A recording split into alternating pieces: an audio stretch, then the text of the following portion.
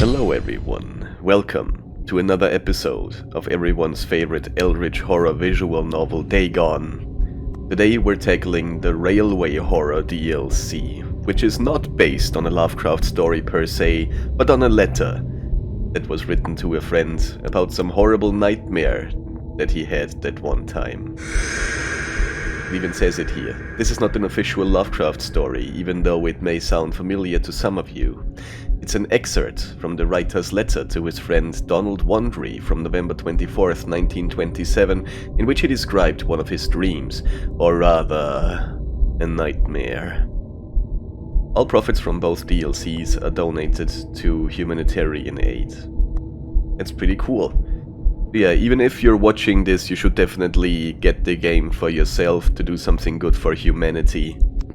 And let's just get into it. My dreams occasionally approached the fantastical in character, though falling somewhat short of coherence. Okay. One scene is especially stamped upon my recollection. Does it have to do with trains? That of a dank, fetid, reed-choked marsh under a gray autumn sky. Ah. This does look very grey and marshy, yes. Can I move? No, I can't move. Is there any... Ah, there is a thing. Dreams and letters. In letters to his friend, Donald Wandry, Lovecraft describes two of his dreams. After the writer's death, they were sold to the publisher of the Scientist Snaps Bizarre magazine and published in the form of short stories. The first one, titled The Very Old Folk, tells the story of one of the provinces of the Roman Republic and mysterious mountain inhabitants performing terrible rituals. The second one was titled The Thing in the Moonlight and was published in January 1941. The publisher added a fabricated beginning and ending to it, in which Lovecraft, unable to free himself from the nightmare, mentally contacts a stranger.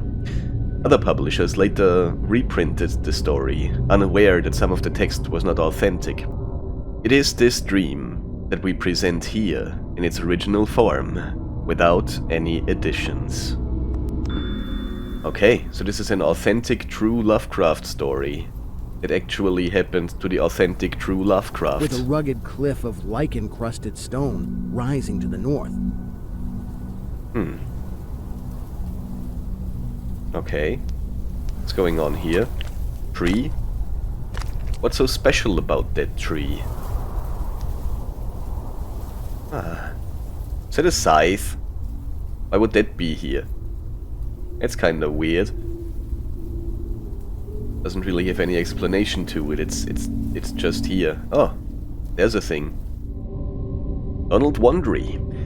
Donald Wandry, the recipient of the letter containing the story presented here, had a significant impact on the career of the writer from Providence. That's Lovecraft. One of Lovecraft's most famous stories, The Call of Cthulhu, was initially rejected by the publisher of Weird Tales magazine. Wandry visited his office and made a small provocation during the conversation, suggesting that Lovecraft was looking for other magazines to expand his audience. After his visit, the nervous publisher decided to accept the story and then publish it in 1928. Just like Lovecraft, Wandry was interested in poetry. Among others, he created The Sonnets of the Midnight Hours, a series which inspired the great Dagon to write the famous... What? A series which inspired the creator Dagon to write the famous sonnets Mushrooms of Yoggoth. That's supposed to say the creator of Dagon. That sentence sounds kinda weird as it stands. But his greatest merit was co-founding the Arkham House publishing house with August Derleth, which published Lovecraft's work after the writer's death, contributing greatly to his current popularity. Sounds good, sounds good. I'm a fan of that. Very good that somebody decided to publish all of Lovecraft's Impelled works. by some obscure quest, Whether I he liked it ascended or a not. rift or cleft in this beetling precipice. Beetling precipice? Is that beetling? That what beetling means? That just mean it goes up? Anything else here that I could maybe take a look at? Is that a leg? I think that's just a tree. Probably just a piece of tree. Noting as I did so the black mouths of many fearsome burrows extending from both walls into the depths of the stony plateau. Okay, that is a bit uncanny. Those holes, though. And I can. The author's voice. The protagonist whose fate you follow is Lovecraft himself. After all, it is an account of his dream. That's why we wanted to reproduce his way of speaking and accent as faithfully as possible. Unfortunately, no recordings of his voice have survived. That's why we had to rely only on descriptions from numerous letters. Friends remember his voice as high-pitched, thin, and flat. However, it changed while reading or reciting. As the writer's wife, Sonia Green, recalls, his voice then became stronger, clearer, and deeply resonant. Lovecraft spoke with a New England accent, which, as the writer himself mentioned, is characterized by the following. We don't sound any final R in words like car, far, and C. Phonetically, our common pronunciation is indistinguishable from ka, a, and C. Selected letters. 3,420, damn. He wrote a lot of letters. In his youth, Lovecraft tested his singing skills and even recorded some of his rehearsals. My mother actually liked the results. Mothers are not always unbiased critics, but I saw to it that an accident soon removed the incriminating evidence. Later I tried something less ambitious. This was a better success, but reminded me so much of the way of a dying fox terrier that I very carelessly happened to drop the record, soon after it was made. I have since confined my artistic talents to literature. H.P. Lovecraft to Maurice W. Moe. So he tried to be a singer or vocalist at some point in his life. That is interesting. It would be a very interesting find if something of that sort still exists today. Right, what else do we have here? At several points, the passage was roofed over by the choking of the upper parts of the narrow fissure. I don't like this. These places being exceedingly dark and forbidding the perception of such burrows as may have existed there. In one such dark space, I felt conscious of a singular accession of fright. Oh boy. Yeah, that is no bueno. As if some subtle and bodiless emanation from the abyss were engulfing my spirit. But the blackness was too great for me to perceive the source of my alarm. It's gonna be okay. It's probably nothing. Does trigger my claustrophobia a bit though. That's not nice.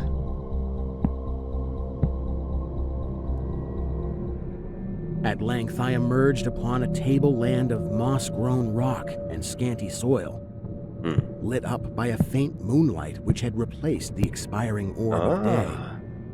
It's pretty. Casting my eyes about, I beheld no living object, but was sensible of a very peculiar stirring far below me amongst the whispering rushes of the pestilential swamp I had lately quitted. Somebody there? Somebody in that swamp? What are you doing in my swamp? Doesn't seem like there's anything here that would be of any interest. I want to say no.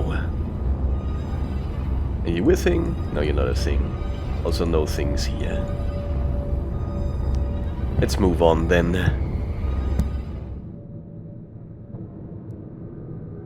I think there might have been a thing there somewhere. Maybe here?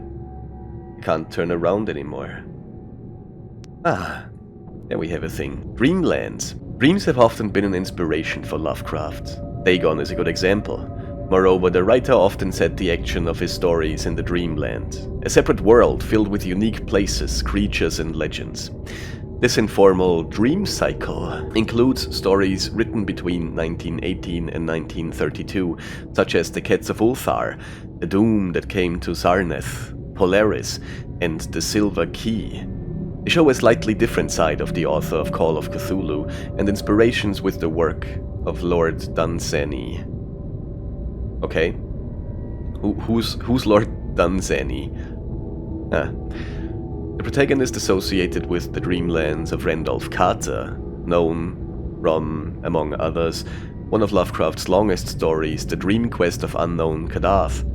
It tells the story of Carter's journal through the amazing lands in search of a wonderful city that appeared to him in his dreams. Yes, it is certainly a story that exists. I don't think I ever listened to The Dream Quest of Unknown Kadath or read it, but reading Lovecraft is pretty hard. What else do we have here? Oh, what are you? This looks slightly alien in nature. Anything else here that would look interactable with? Not really. Kinda surprising that I can't interact with this, but maybe we'll come back to that later. Maybe this is a surprise toy that we'll need later. Or a surprise tool. How does that quote go? For some distance, I encountered the rusty tracks of a street railway and the worm-eaten poles which still held the limp and sagging trolley wire. Sagging and limp. Just like my trolley wire. Nothing to do here. Next. Oh. Oh, there's a thing. Why is there a mask? Borrowed concepts. Lovecraft believed that authors could make their stories more credible by exchanging ideas and drawing from each other's works. The best example is the famous invented book Necronomicon, which also appeared in the works of his friends such as Robert Bloch, later creator of Psycho, and Robert E. Howard, creator of Conan the Barbarian. Its presence in the works of various other writers has even led to the mythologization of the Necronomicon, and the appearance of reference to the book in countless novels, films, and other works of pop culture. Lovecraft himself also used elements of other people's works, such as The Books, Unaussprechlichen Kulten, Nameless Cults by Robert E. Howard, and De Vermis Mysteries, The Mysteries of the Worm by Robert Bloch. Hester, a creature borrowed from Robert W. Chambers, author of The King in Yellow, who was inspired by Ambrose Bierce, who also used his land of Carcosa, which later appeared in the TV series True Detective. I also made a video on that, where and what Carcosa is or could be. Maybe you should watch that, and also subscribe. The Thogwa, a creature invented by Clark A. Smith. Lovecraft slightly changed the appearance and included it in his stories. We wanted to follow this tradition, so we included objects from 3 other games created by our friends. I wonder if you'll be able to recognize them. I think this is from The Shore, because I just recently played The Shore over on my Twitch stream, and there is this mask that is Nyarlathotep, I think. So that could be from The Shore. Right, nothing else here. I don't know who made The Shore, but it is a really cool game. Following this line, I soon came upon a yellow vestibuled car numbered 1852 of a plain, double-trucked type, common from 1900 to 1910. So he also liked trains? Is that what we're learning now? Lovecraft did like trains? Had an acquired train knowledge? It was untenanted, but evidently ready to start. Ah, interesting. Is this where Choo Choo Charlie shows up? Oh, okay. Railway. The railway has always fascinated people. The mighty power of machines. The railway has always fascinated people. The mighty power of machines, the freedom to travel vast distances, the romanticism of almost unrestricted exploration, the thousands of strangers passing each other every day, but also the desolate train stations, dreamlike journeys through the night, fatal accidents and dangerous strangers. No wonder that this topic attracted horror and fantasy writers, from Charles Dickens' The Signal Man through Robert Bloch's award-winning The Hellbound Train to Clive Barker's The Midnight Meat Train. That sounds like an interesting story. It's also impossible not to mention the most important polished weird fiction writers, Stefan Grabinski, whose most famous collection of stories, The Motion Demon, is dedicated to the railway. You will be able to get acquainted with his work through our next game. I'm actually pretty excited for that game. I forgot what it's called right now, but it looks super cool and interesting, and I can't wait for it to be released. And by the way, the steam locomotive was first used to transport passengers in 1825. I wonder if that has anything to do with the number dreamed by Lovecraft. It's 1852 though. Maybe he just mixed up the numbers. Alright, let's get on there. Let's see if we can find Charlie. The trolley being on the wire and the air brake pump now and then throbbing beneath the floor. Okay. Nothing in the windows, so that's good. No ominous shadows or fishy faces in there, which wouldn't be very surprising. I boarded it and looked vainly about for the light switch. Light switch, you say? At the light switch? Is there anything else here? Is there anything of interest here? This is a very small train. The trains really just hold like, what, 2, 4, like 4, 8, 16, maybe 20 people? 24? Noting as I did so the absence of controller handle, which implied the brief absence of the motorman. The motorman? Okay. Then I sat down in one of the cross seats toward the middle, awaiting the arrival of the crew and starting of the vehicle. Sure! There's nothing sus about that. I guess we're waiting. Oh, what is this? The Visit. In 1927, Donald Wandrei hitchhiked from Minnesota to Rhode Island to visit Lovecraft, sometimes having to spend the night outdoors during the trip. Over the course of more than 2 weeks, Lovecraft showed the guest around the most interesting places in his hometown of Providence and the surrounding area. They also went, among others, to Boston, where the writer wanted to show his friends the house which partly inspired the story Pigman's Model. Unfortunately, it turned out that it had been demolished. However, the truly chilling, literally, event occurred later, when another of Lovecraft's friends, James F. Morton, arrived. The three of them went to the store in Warren where they took part in an ice cream eating contest. Scary. Each of them tried as many as 28 types, and Lovecraft himself admitted that he ate about 2.5 liters of this delicacy. A statement describing their feat was framed and hung on the wall of the store. That is pretty cool. I kinda wanna find that store. Where is that? Later from another arrived, went to the store in Warren. Where is Warren? I gotta find this out. I gotta go to that store and beat Lovecraft's ice cream record. Swishing in the sparse grass toward the left. Oh, hi. Dark forms of 2 men looming up in the moonlight. Yeah, those are probably working here. They had the regulation caps of a railway company, and I could not doubt but that they were the conductor and motorman. Probably. Then one of them sniffed with singular sharpness and raised his face to howl at the moon. Ah, so they're werewolves? The other dropped on all fours to run toward the car. Oh boy. I leapt up and at once raced madly out of that car. Do I? I can't walk really, I can't move, I guess. Just have to point and click. Is there anything here that disrupts this chase scene? No. Okay. Guess I just run. And away across endless leagues of plateau till exhaustion waked me. Waked by exhaustion. Of course. What else could we do here?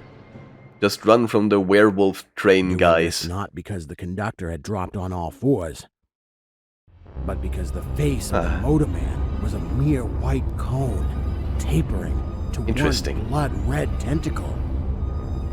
Well, there we have tentacles, another Lovecraft staple. Is that? No, there's nothing. It's a bit weird. That was a very weird story. Why would he have, like, a tentacle from his mouth when he's a werewolf? Wobbly. Anyway, apparently that was the railway horror, and this is the next game that I'm excited for, Dr. Emerson's Nocturnes. Well, I'm also excited for Palworld, but that's different, that doesn't belong in here.